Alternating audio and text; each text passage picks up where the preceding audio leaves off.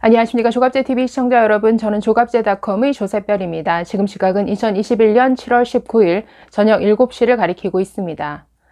이 무능한 정부의 아주 자해적인 탈원전 정책 때문에 올여름 우리 국민들은 정전을 걱정해야 되는 처지에 놓였습니다.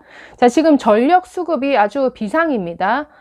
지난 10년 전이죠. 2011년 9월에 대규모 정전 사태가 있었는데 올 여름에도 지금 그와 같은 블랙아웃을 맞이하는 게 아니냐라는 우려가 높습니다. 자, 평소 전력 예비율은 20에서 30% 수준을 유지하는데 지난주 더위가 찾아오면서 이 예비율이 10.1%까지 떨어졌습니다. 이것은 굉장히 심각한 수준인데 이 예비율이 10% 이상으로 유지가 되어야 일부 발전소가 혹여라도 고장으로 가동이 중단되더라도 안정적으로 전력을 공급할 수 있고 또 정전 사태에 대비할 수가 있습니다. 자, 그래서 지금 굉장히 위험한 수준인데 이 참 대책이 없는 이 정부는 기업이나 또 공공기관을 상대로 전기를 아껴 써라 그 주문만 지금 하고 있는 상태입니다.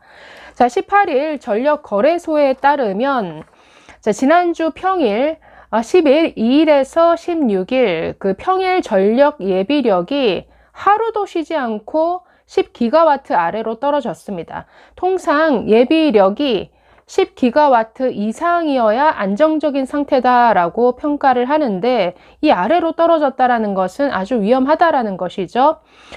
자, 지난 13일 이 예비력이 8.8기가와트까지 내려갔는데 올 여름 들어 가장 낮은 수치였습니다. 자, 이 예비력을 이제 수요로 나눈 것이 예비율입니다. 그래서 이 예비율도 10.1%까지 하락한 것인데, 자, 이 예비력이 5.5기가와트 아래로 내려가면 전력 당국은 전력 수급 경보 준비를 발령합니다. 자, 이보다 예비력이 더 내려가면 이제 관심, 주의, 경계, 심각 수준으로 이제 경보 수위가 점점 올라가는 것인데, 경계 단계, 즉 경계가 2.5기가와트 미만인 이 경계 단계부터는 긴급 절전을 하게 되고 1.5기가와트 미만으로 떨어지는 심각 단계가 되면은 순환 정전을 시행해야 한다고 합니다. 그리고 올 여름은 유난히 더 더울 것으로 전망이 되는데 이 여름 전력 피크 기간 7월 넷째 주에서 8월 둘째 주까지의 이 예비율 전망치는 굉장히 위험한 수준입니다. 지금 4.2%에서 9.1% 수준으로 유지가 될 것으로 전망하고 있으니까 굉장히 지금 위험하게 이게 관리가 되고 있다는 것이죠. 그렇다고 지금 뭔가 뾰족한 이 전력 공급 대책이 있느냐? 이게 없으니까 더 문제죠. 이런 사태가 지금 왜 초래가 됐습니까? 이 문재인 정부의 정말 반문명적인 아주 자해적인 탈원전 정책 고집 때문에 지금 이런 위험한 상황을 초래하고 있는 것이죠. 자, 이 문재인 정부 멀쩡한 원자력 발전소 멈춰 세우고 예정되어 있던 신규 원전 건설을 중단해 버렸죠. 그러니까 어떻게 안정적인 전력 공급이 가능하겠습니까? 지금 우리나라에 있는 원전 24기 가운데 8기가 정비 중입니다. 자, 지난해 4월에 준공되었던 신한울 1호기는 최근에 아주 어렵사리 이 운영 허가를 받았는데요. 1년 5개월 전에 완공이 되었을 때 그때 정상적으로 허가를 했다 한다면 지금 하루 1400메가와트의 그 전기를 생산하고 있을 것인데, 자, 1400와트라고 한다면 국내 총 발전 가능량의 1.4% 정도 됩니다. 그런데 이 신한울 1호기 가동을 아주 온갖 이유를 다 대서 허가를 지연시켰죠. 이 원전의 안전성을 따진다라고 하면서 어떤 위험 가능성까지 들먹였냐면 날아가던 비행기가 추락해서 이 원전에 떨어질 그 가능성에 대한 대비책까지 따져 물었습니다. 그렇게 어렵사리 최근에서야 허가를 내줬는데 만약에 더 일찍 허가를 내줬다면 이미 가동되고 있겠죠. 이렇게 지연시킨 결과 이 신한울 1호기는 내년 3월에야 상업 운전에 들어갑니다. 만약에 신한울 2호기까지 가동되었다라고 한다면 지금 뭐 총 전력량을 3%포인트 가량 더 끌어올릴 수 있었고, 우리가 지금 이 여름에 정전 걱정을 하지 않아도 될 텐데, 정말 이 무능한 정부가 아주 국민 이게 고생시키기로 작전한 것 아니면 있을 수 없는 이런 정책을 고집한 것이죠. 자, 지금 멀쩡한 원전을 이렇게 묶어놓고 전력난을 맞이하다 보니까 다급한 정부는 부랴부랴 석탄 발전을 재가동시키겠다, 또 LNG 발전을 긴급 투입하겠다라고 나서고 있습니다.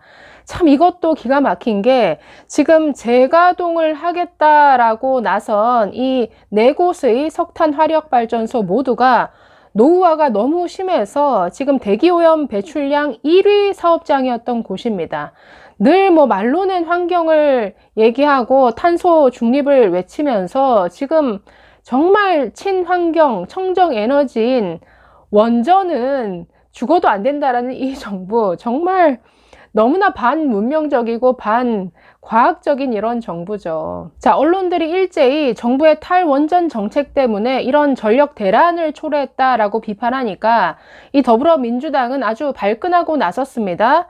전력 수급에 아무런 문제가 없고 일부 언론에서 탈원전과 엮어서 정부를 공격하고 있다, 다 대비책이 마련되어 있다라고 큰 소리를 쳤는데, 아니 지금 정부에서 뭘 하고 있냐면 공공기관을 대상으로 지금 전기 아껴 써라, 기업을 대상으로 전기 좀 아껴 쓰자, 이렇게 캠페인을 벌이고 있습니다.